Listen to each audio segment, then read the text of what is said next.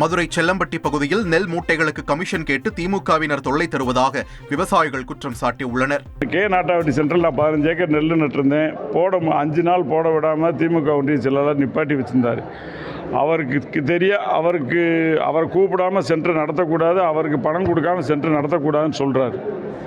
அதனால் கடுமையாக விவசாயிகள் பூரா பாதிக்கப்படுறாங்க. வியாபாரிகளுக்கு பலனடைகிற மாதிரி தான் நெல் கொள்முதல் நிலையங்கள் இருக்குது. நெல் மூட்டைக்கு அரசு நிர்ணயித்த கொள்முதல் விலையே சராசரியாக 10 ரூபாய் என இருக்கும் நிலையில் அந்த பகுதியின் திமுக ஒன்றிய செயலாளர் மூட்டைக்கு 70 ரூபாய் தருமாறு கட்டாயப்படுத்துவதாக கூறப்படுகிறது. இது தொடர்பாக மாவட்ட ஆட்சியரிடம் முறையிட்ட சம்பவம் பரபரப்பை ஏற்படுத்தியது. பிஓ நேரடியாக ஆரம்பிட்டு சொல்லணும், நேரடியாக மாவட்ட ஆட்சியர்கிட்ட சொல்லணும். இந்த மாதிரி அரசியல் தலைவர் இருந்தால் இந்த இடத்துல நெல் எடுக்க முடியாதுன்னு சொல்லணும். இல்லை பொது இடத்துல பொதுமக்களை கூப்பிட்டு விவசாயிகளை கூப்பிட்டு இந்த இடத்துல சென்டர் ஓப்பன் பண்ணியிருக்கேன், நீங்கள் நெல்லை போட வாங்க அப்படின்னு இவங்க கூப்பிடணும்.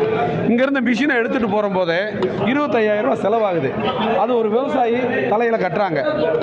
உங்கள் தந்தி ஒன் தொலைக்காட்சியில் கருடா தினமும் காலை 6 மணிக்கு காண தவறாதீர்கள்.